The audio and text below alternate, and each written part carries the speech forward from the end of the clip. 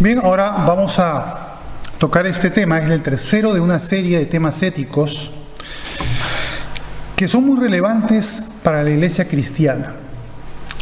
Realmente la iglesia cristiana siempre ha estado en guerra. ¿Contra quién? Contra el mundo. Ahora uno dice, bueno, ¿guerra? Pero eso como que no lo concibo muy bien. Yo vivo mi vida normal, tranquilo, nadie me molesta. Pero no nos engañemos. Posiblemente vivamos vidas en las cuales estemos muy tranquilos y no nos afecte, o no seamos conscientes de que nuestro compromiso con el consejo divino nos va a poner en pugna contra el mundo y el mundo en contra de nosotros. Eso va a suceder. Si tu perfil espiritual y tu conducta es muy común, como el mundo, obviamente pues el mundo no te va a fastidiar. Pero en la medida en que queramos vivir piadosamente, recibiremos persecución. Y en la medida en que defendamos los principios de Dios, recibiremos persecución. Y hoy en día las cosas se han calentado muchísimo. Yo ya les había hablado en la primera parte, cómo muchas de estas ideologías, entre ellas la ideología de género que vamos a ver hoy, nacen del neomarxismo, como una deconstrucción. Deconstrucción es cuestionar algo y reformularlo. Pues bien, son una serie de ideas del marxismo clásico que son deconstruidas en los años 30 por la Escuela de Frankfurt y al final son usadas como instrumentos a partir de los años 90, después de la caída de la Unión Soviética, donde el marxismo clásico queda desprestigiado, y dicen, bajo el consejo de Gramsci, este político italiano que dijo, si no puedes cambiar la política, cambia la cultura. Y efectivamente eso es lo que están haciendo ahora con una profusión de dinero enorme, porque esto no es una cosa de moda social, esto es pagado, fomentado. Por eso hablamos de conspiraciones, no de conspiranoia, sino de conspiraciones reales que podemos encontrar perfectamente prueba de ello, porque no lo están haciendo escondidas. Ándate a la web de Open Society y vas a encontrar el tema de la abolición de la familia, como lo mostramos en la primera vez, ¿recuerdan? Esto no es una cosa que está escondida, no es cosa de un youtuber conspiranoico que está fibrado con el cerebro, no, esto es algo real. Y el creyente tiene que estar en lucha. Y aquí voy a poner un pasaje extraño, un pasaje que puede parecer un poco extraño. Para algunos dirán, ¿y qué tiene que ver Sun Tzu del arte de la guerra del siglo V a.C. con el tema que estamos hablando ahora? Pues sí tiene mucho que ver. Sun Tzu era un gran general chino con una comprensión de toda la dinámica de lo que era una guerra y estableció un tratado donde dio unos consejos justamente del arte de la guerra. Y aquí hay uno muy importante que debemos tomarlo en cuenta los cristianos.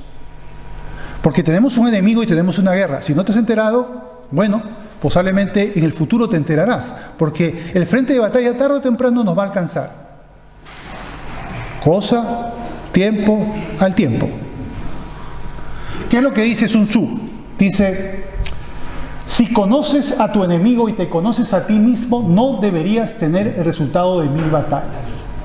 Si te conoces a ti mismo pero no a tu enemigo, por cada batalla que ganes sufrirás una derrota. Y si no conoces ni al enemigo ni a ti mismo, perderás todas las batallas. ¿Qué quiere decir conocerte a ti mismo? Que el creyente tiene que conocer el consejo de Dios que está en la Biblia. Hablamos de escudriñar las Escrituras, ¿no? Hace unos minutos. Pues bien, eso es muy, pero muy pertinente. El creyente tiene que conocer lo que es el cristianismo. Tiene que saber de qué se trata. Y también, para enfrentar con éxito, conocer al enemigo. Y bueno, dice, sí, pero a mí no me importa, yo quiero simplemente dedicarme a mi vida espiritual y estas cosas de la sociedad no me interesan. Pues te deberían de interesar.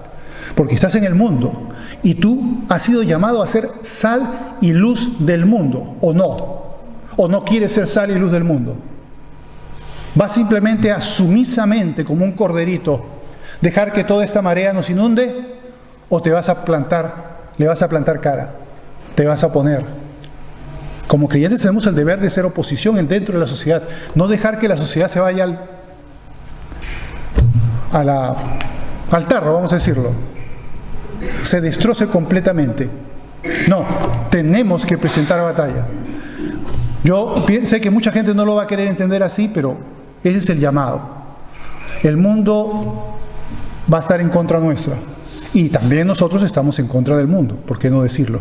No hablamos de un supremacismo cristiano, no sé si entienden el término, de una unión iglesia-estado donde el Estado, como es cristiano, dictamina normas que obligan a las personas a tener un comportamiento social determinado. No estamos hablando de supremacismo cristiano. Estamos hablando de una sociedad que respete todas las ideas y podemos respetar incluso las ideas de estas personas mientras que no estorben, no se metan con los niños y no quieran imponerse sobre la sociedad. Ya pues ellos pueden hacer lo que quieran, pero nosotros tenemos que plantar cara para que eso que ellos quieren hacer, no solamente ellos, sino difundirlo a toda la sociedad y que toda la sociedad se rompa como ellos, pues los cristianos no podemos quedarnos de brazos cruzados, hundir la cabeza en un hueco como un avestruz y decir, bueno, yo ese tema, esa batalla, esa guerra no es conmigo. No, esa no es la idea. Bien, aquí una cita de Voltaire. Ahora vamos a hablar un poco de la estupidez, pero es muy pertinente, ¿eh? No es algo peyorativo, no es una especie de insulto. Es una actitud social, una actitud intelectual que puede tener el ser humano. La estupidez es una enfermedad extraordinaria, pues no es el enfermo el que la sufre, sino los demás. En realidad, hay una definición un poquito más completa de Cipolla, un escritor italiano, que escribió un libro sobre la estupidez con cierto clave de humor, pero que definió muy bien lo que era la estupidez. Y una de las cosas que dijo es que hay una especie de cuadro que podemos definir entre está el inteligente, que hace las cosas o piensa las cosas para beneficiarse a sí mismo y beneficiar a los demás. El abnegado, que sabiendo que se perjudica, lo hace por beneficiar a los demás. Por ejemplo, Dios mismo al enviar a su Hijo amado, a Jesús, fue por amor a nosotros, fue algo abnegado, por bien de nosotros, aunque Él se perjudicó a sí mismo. Luego está el malvado, en la parte de abajo, que Él se beneficia a sí mismo y perjudica a los demás. Y por último, en la otra esquina, está el estúpido. Él no solamente se perjudica a sí mismo, sino que también se perjudica a los demás. Y aquí hay mucho de estupidez en la ideología de género. Casi podríamos decir la idiotez de género. No me cabe la menor duda, porque estos filósofos a veces no lo hacen con una intención de lograr ciertos objetivos sociales, de control mundial, de reducción de la población, etcétera, etcétera, sino que hay algo más. Hay también el deseo, y vamos a ver una cita bíblica que lo va a apoyar, de corromper a la sociedad, de la inmundicia propia, de esa visión satánica del mundo, de que el mundo tiene que hacer lo que decía el Liber Legis, haz lo que quieras. Esa debe ser toda la ley. Y ellos hacen, no importa qué consecuencias tenga ni qué perjudica a quién, ellos quieren hacer lo que quieren. Y bueno, pues aquí tenemos a un gran aliado, la estupidez humana. Y la estupidez humana hace que, como decía Bonhoeffer, que el estúpido no razona. Tú vas a la calle y le dices, mira, pero las cosas son así, y él se cierra totalmente y no quiere, hasta que no sea esclarecido por alguna experiencia chocante, él no se libera de su estupidez. Él está ahí, R con R, y tenemos una sociedad estupidizada a través de los medios de comunicación, de masas, para que crean y están condicionados a un cuerpo de creencias miserables y verdaderamente desastrosas, que están teniendo mucho éxito y mucha gente las está asimilando. Vamos a ver de qué estamos hablando. Miren estas fotos. Yo no quería poner esto, pero dije, si no se los explico de alguna manera de la estupidez de este tema, no lo van a entender. Miren, vamos a ver este cuadro de aquí simplemente. Este señor que ven aquí es esta niñita de 6 años que ven aquí. Fíjense que tenía esposa y 7 hijos. ¿Se imaginan dejar a la esposa de los 7 hijos para convertirse en una niña de 6 años? Qué vergüenza de los hijos, ¿no? Y de la mujer, ¿no? Mi padre ahora se ha convertido y va a los medios de comunicación, porque eso es esto en Canadá, ¿eh? Canadá es el Disneylandia de los pobres.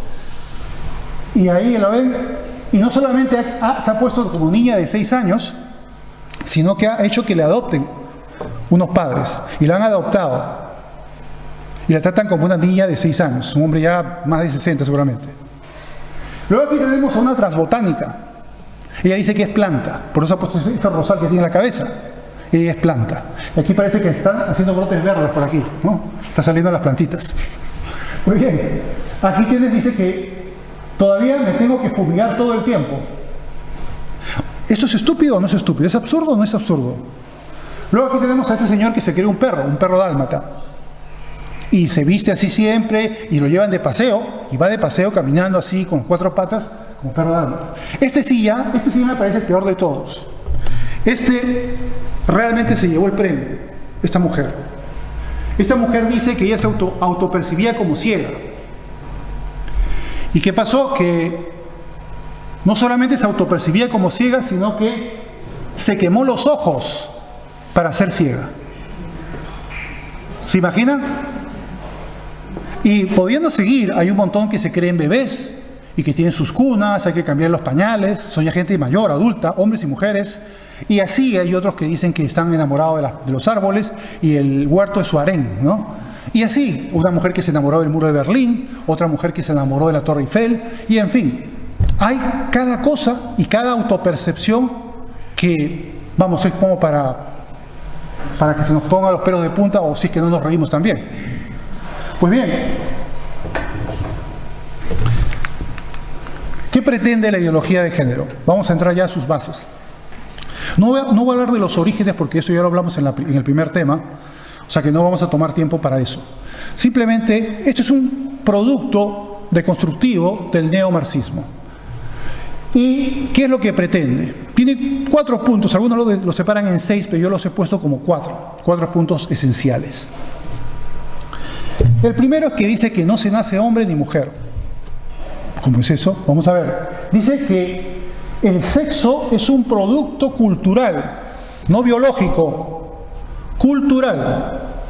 Como ese vídeo en que se ve a Superman volando y dice Superman, qué bueno que la gravedad es un constructo social. Está ingrávido, como es un constructo social, pues él puede volar, ¿no? Es una broma, por supuesto, para hablar sobre este tipo, una burla de esto, ¿no? Pero dice que procede de un pacto en el pasado, la gestación asignada a la mujer, sometiéndola así a una subordinación opresiva por parte del hombre. O sea que es como que un buen día un hombre y una mujer se pusieron a conversar y le dijo al hombre, lo siento, te fregaste, ahora quien va a parir eres tú. Como si él pudiera parir, ¿no? Como si el hombre pudiera parir, a ti te tocó, pues ya. Y la mujer diga, bueno, pues ya, pues está bien.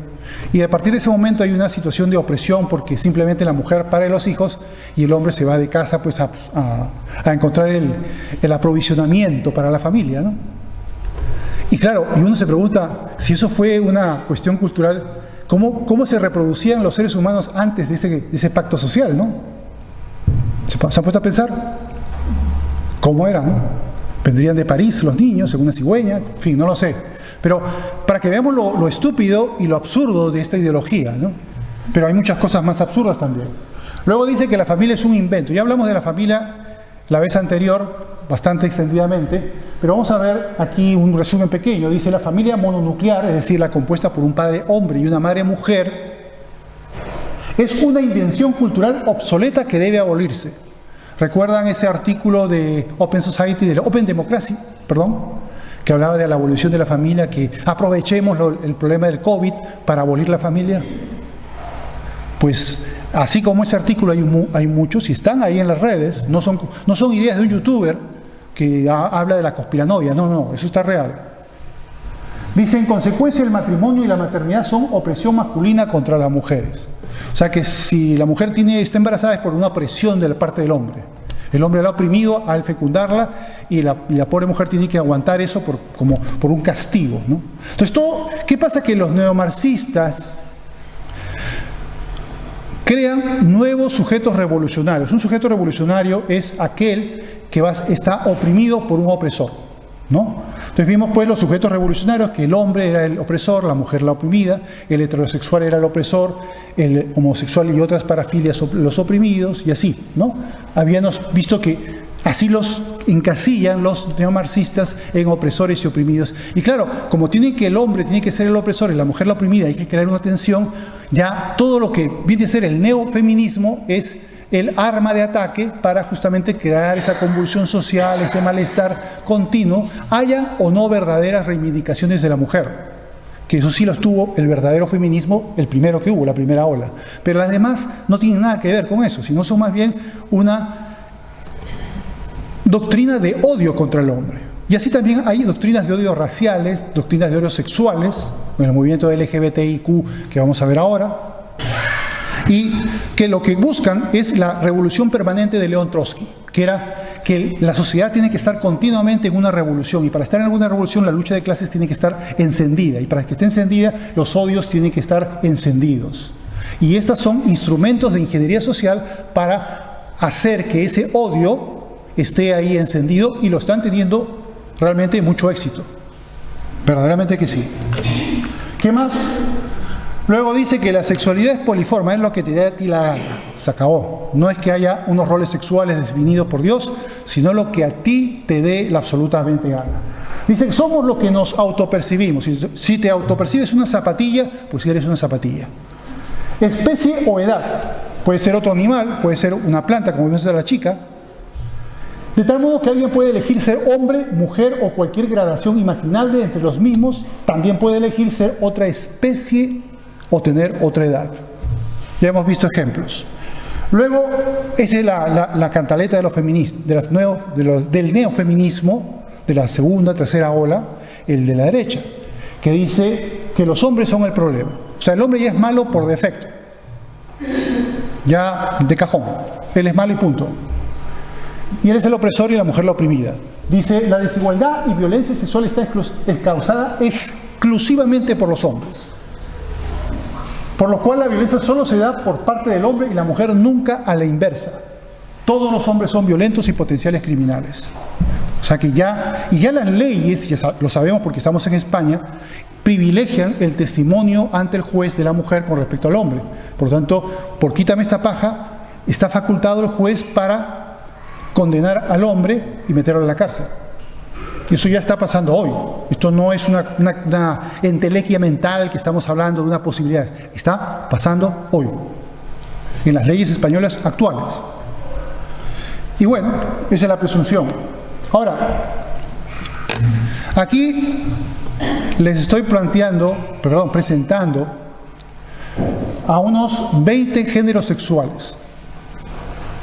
Dicen que hay 37 oficialmente según el Estado español. Estos no son un invento de un youtuber, estos son de una página oficial de la Policía Nacional, donde para que los policías puedan aprobar las oposiciones, ellos tienen que aprender todos estos, en los exámenes van a venir, esos 37 géneros. Según otros, hay más de 100 géneros. Pero vamos a ver las maravillas mentales, las elucubraciones eruditas y bien pensadas de estos señores que han inventado todos estos géneros, ¿no? Bien, vamos a ver. Bueno, hombre y mujer no aparecen para empezar. Curioso, ¿no? Hombre y mujer no aparecen. Dios definió dos géneros, refrendados por la biología, con órganos sexuales complementarios y con cromosoma 23 distinto. XX para las mujeres, XY para los hombres. Eso vamos a ver luego. Pero para estos señores, un día se les ocurrió, en su estupidez, en crearse a géneros sexuales, pero en cantidades industriales. Vamos a analizar algunos para notar un poco el absurdo de todo esto. Bueno, el tema de lesbiana ya sabemos que es, gay también.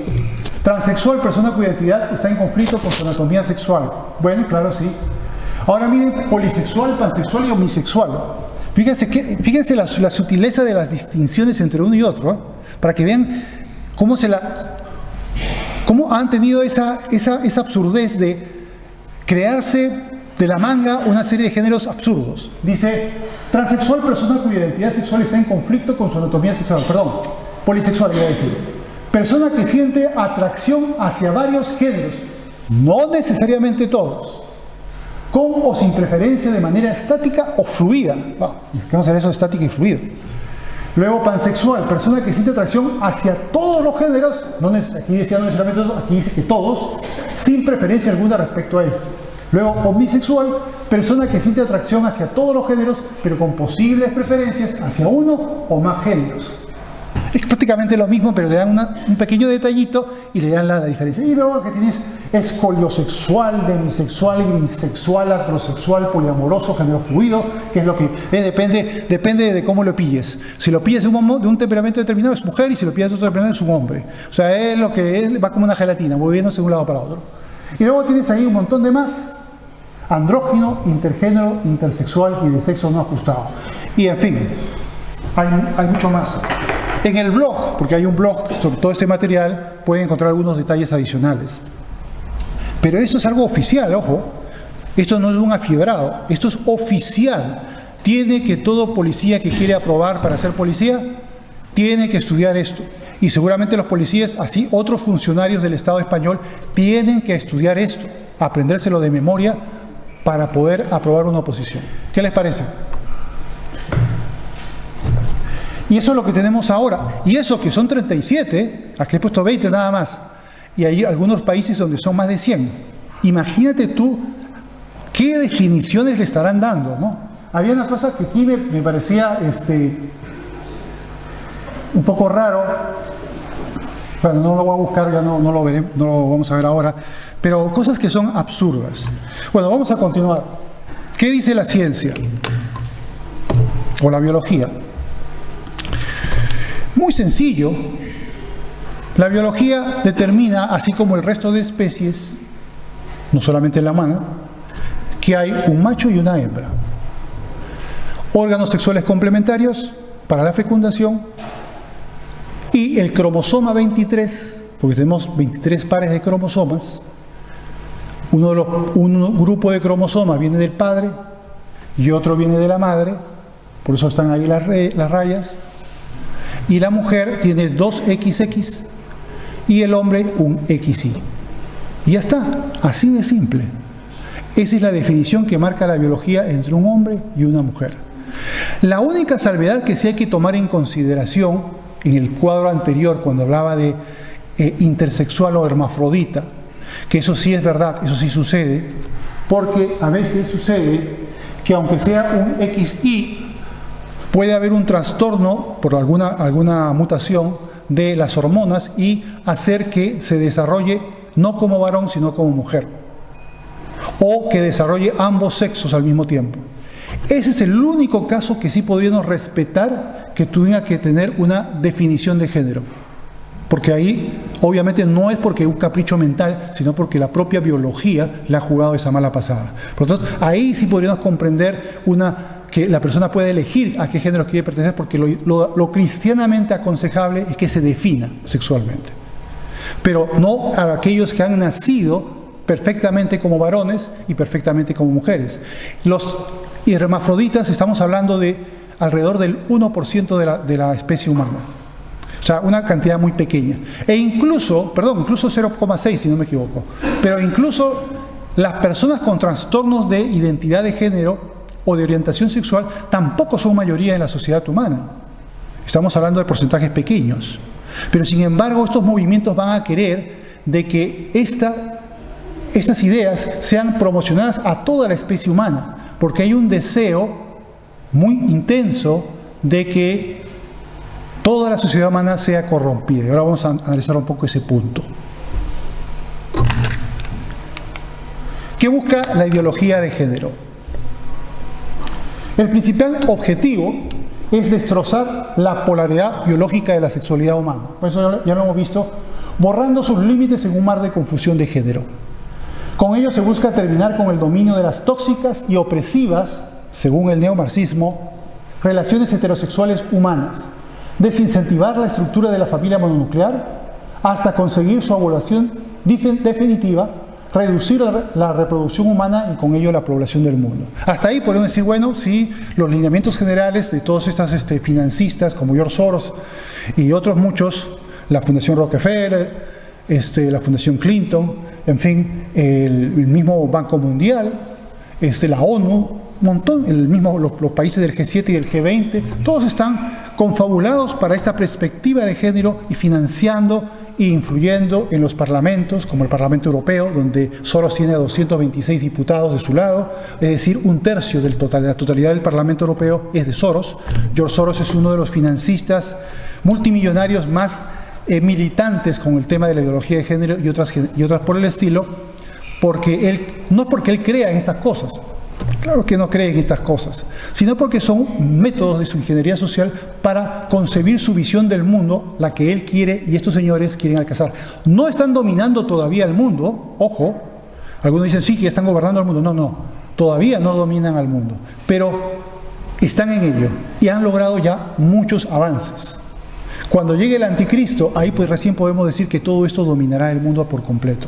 Pero hasta que no suceda eso, tenemos que presentar batalla y de esa manera podemos detener el avance de todo esto que verdaderamente está como una apisonadora avanzando muy, muy poderosamente. Ahora, al final pongo una pregunta. Ahora bien, ¿eso es todo lo que buscan estos señores? Las cosas de estos magnates que quieren modelar el mundo a su antojo. No, hay algo más. No solo porque estos señores sean luciferistas, sino también porque hay una fuerza satánica, evidentemente, del mundo, de querer regularizar el pecado y que toda la sociedad humana, la que aún no se ha embarrado, termine embarrada. Ellos quieren que todo el mundo esté embarrado. Por eso es muy oportuno el verso que vamos a ver a continuación. Por ejemplo, el tema ya entrando ya hacia el lobby LGBTIQ. ¿Por qué, si ellos lo que quieren es defender derechos que no les opriman, que yo creo es evidente que ya se ha conseguido, ellos quieren privilegiarse, pero también quieren festejar y estar orgullosos de su pecado? Por eso hay el Día del Orgullo Gay. Y se ponen a salir semidesnudos, a bailar, a hacer carreras de tacones, cosas que incluso a muchos homosexuales les parece algo chocante y bochornoso. Dicen, bueno, yo seré homosexual, pero no voy a apoyar este tipo de esta gente loca. Pero sin embargo, estos no, estos quieren que verdaderamente salga a relucir toda su podredumbre y se haga manifiesta, aceptada, no solamente permitida, sino que le pongan una alfombra roja y que puedan caminar por ello mientras nosotros les aplaudimos. ¿O no? Es lo que ellos quieren, que tú le aplaudas. No quieren no basta con que tú te quedes indiferente, ellos quieren que tú le aplaudas. Y cuando es el día, todos los ayuntamientos tienen que poner la bandera, a veces no ponen la bandera nacional, pero tienen que poner la bandera gay. Hay que rendirles pleitesía. Pero eso lo hacen, ¿por qué? Por este pasaje de Romanos capítulo 1. ¿Qué es lo que dice ahí Pablo? Dice, y como ellos no aprobaron tener en cuenta a Dios, Dios los entregó a una mente reprobada para hacer cosas que no convienen. Ya es un problema espiritual, evidentemente. Estando atestados de toda injusticia, fornicación, perversidad, avaricia, maldad, llenos de envidia, homicidios, contiendas, engaños y malignidades, murmuradores, detractores, aborrecedores de Dios, injuriosos, soberbios, altivos, inventores de males, desobedientes a los padres, necios, desleales, sin afecto natural, implacables, sin misericordia, quienes, habiendo entendido el juicio de Dios, que los que practican tales cosas son dignos de muerte, no solo las hacen, sino que también se complacen con los que la practican. Y ese es el punto. Ellos se complacen con los que la practican, pero no quieren que solamente las practiquen un grupo, quieren homosexualizar a la población del mundo.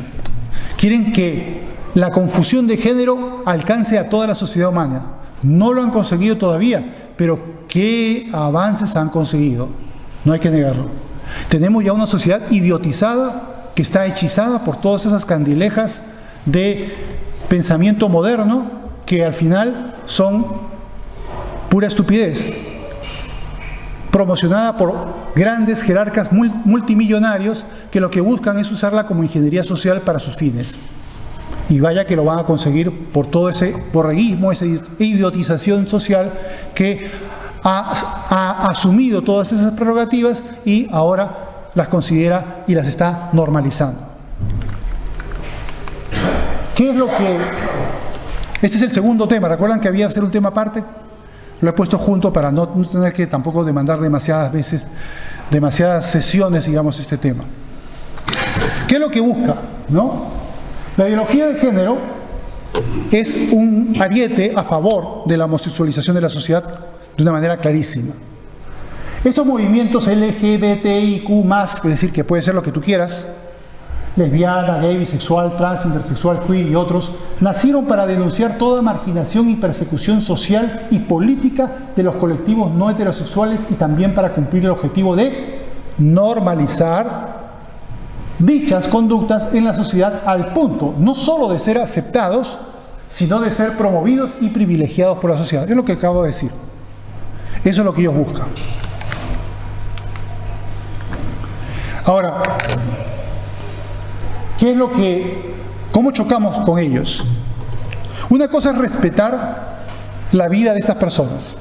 Ellos son libres de hacer con su vida, como adultos, ojo, como adultos, lo que ellos quieran. En eso no tenemos por qué meternos, porque no buscamos una supremacía cristiana, una dictadura del cristianismo. Eso no, tampoco sería bueno. Y las veces que en la historia se ha hecho, ha fracasado y ha salido mal.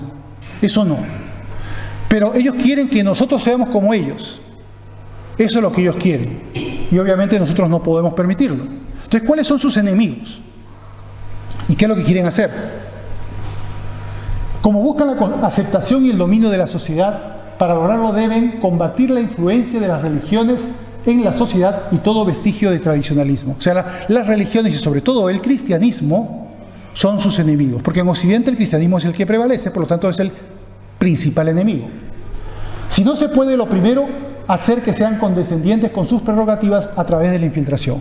Gente que entra a las iglesias como hermanitos y resulta que comienzan a promover estas ideas. Y hay algunos despistados que no escudriñan bien su Biblia y caen como palomitas. Iglesias que comienzan a defender esas cosas. Y por último, como ya vimos en el primer tema, ¿recuerdan la teología liberal? Cómo nació y toda la podredumbre que trajo. Usan la teología liberal para hacer que el cristianismo acepte cambiar sus fronteras morales a fin de acoger en su seno su conducta sexual fuera de toda imputación de pecaminosidad.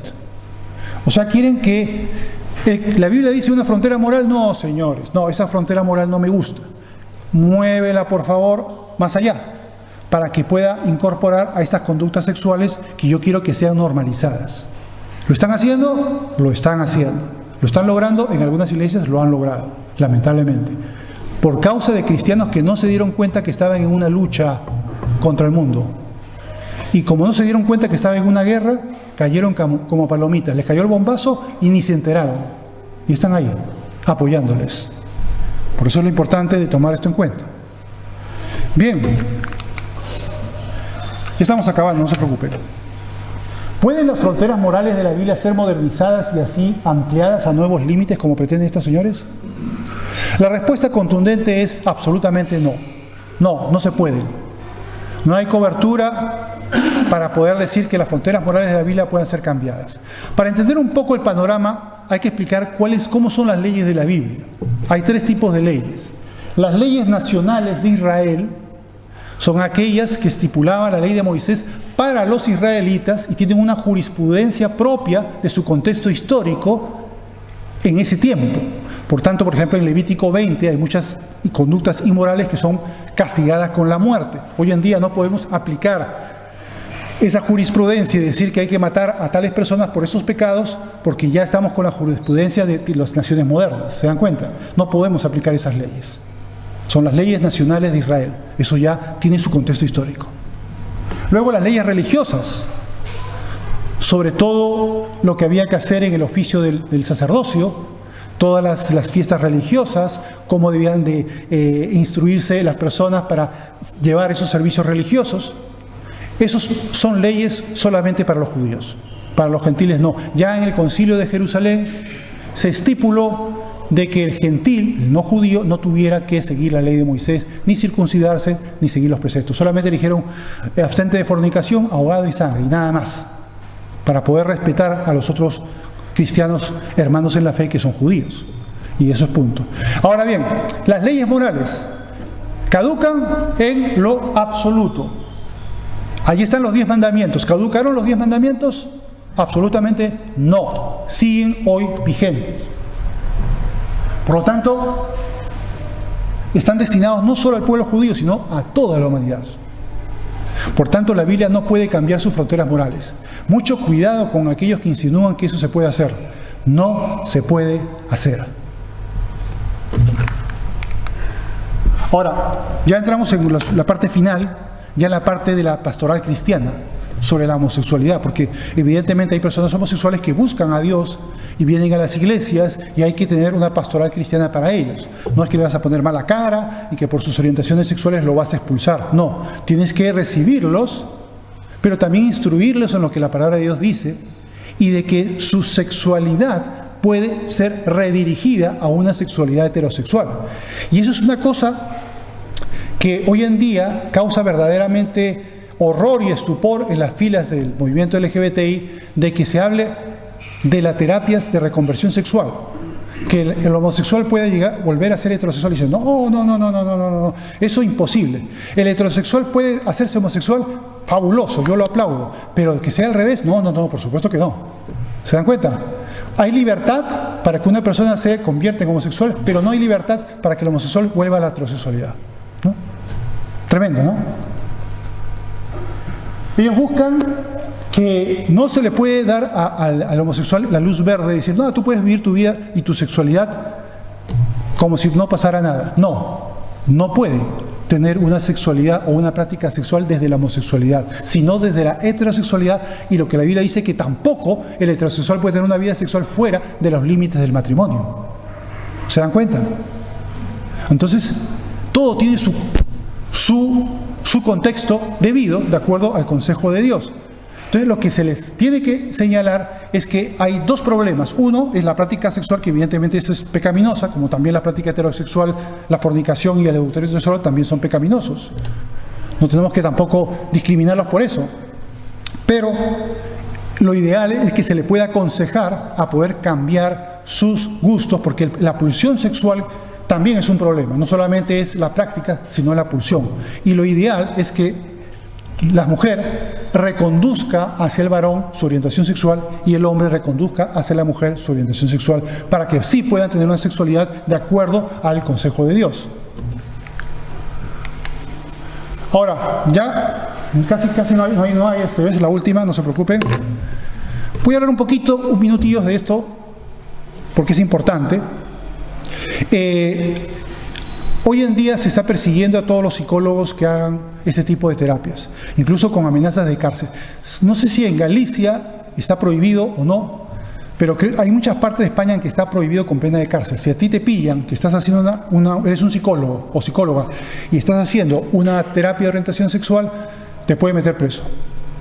Lo cual es una aberración, porque tendría toda persona que poder ir a un psicólogo para que lo ayude en esa reconversión. Ahora bien, ¿la reconversión es algo tan difícil que requiere un psicólogo terapeuta? En realidad no, porque así como se va de la heterosexualidad a la homosexualidad tan rápido, hay gente que... Ahora vamos a ver por qué es tan rápido, que se van tan rápido. También pueden volver.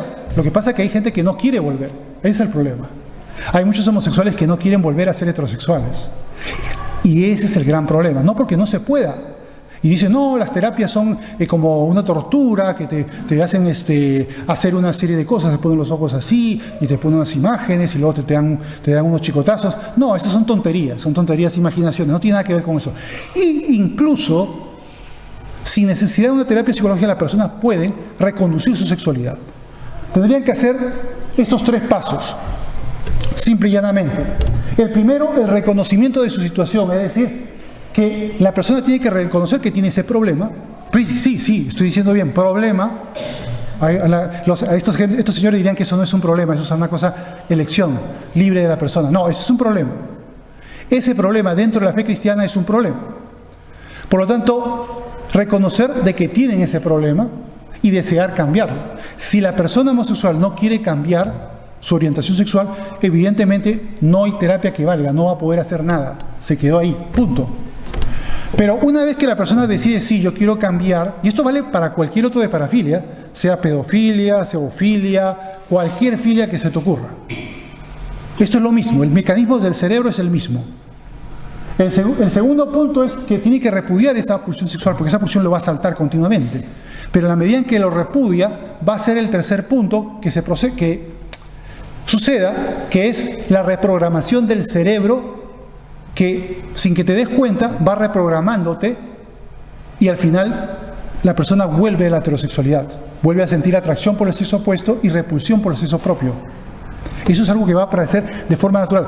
No dura unos días, es verdad, puede durar unos meses o incluso unos pocos años, según los casos, por supuesto, pero al final sucede. Y hay y sobre todo si esa persona es cristiana, con la ayuda de Dios, con mayor facilidad lo va a poder procesar. Porque si una persona no es cristiana, no tiene aliciente para poder cambiar su pulsión, probablemente fracase. Pero si es creyente, con mayor razón va a tener éxito y con la ayuda de Dios va a poder cambiar. Por lo tanto, el consejo de la pastoral cristiana sobre este punto es reconducir a estas personas señalando que la homosexualidad está mal, como también la fornicación heterosexual y el adulterio, pero que aparte de eso tienen el problema de su pulsión, que no lo tiene el heterosexual, pero sí el homosexual, y que para ello puede reconducir su orientación a una orientación heterosexual y poder tener una vida con una moral sexual de acuerdo al consejo de Dios, dentro de una heterosexualidad y dentro del matrimonio, que es lo que Dios ha estipulado. Bien, ya con esto terminamos. Hay más puntos que lo pueden ver en esta dirección, en este blog. Ahí está desde el primer tema, el segundo tema, el ataque a la familia, y está este tema, y los demás temas que falten también van a estar en el blog, o sea que cada vez que puedan revisarlo, aunque estamos haciéndolo a distancia de mes por sesión, pero igual posiblemente yo incluso me adelante un poco y ya esté con los temas finales en un plazo mucho más breve. Bien, muchas gracias por la atención.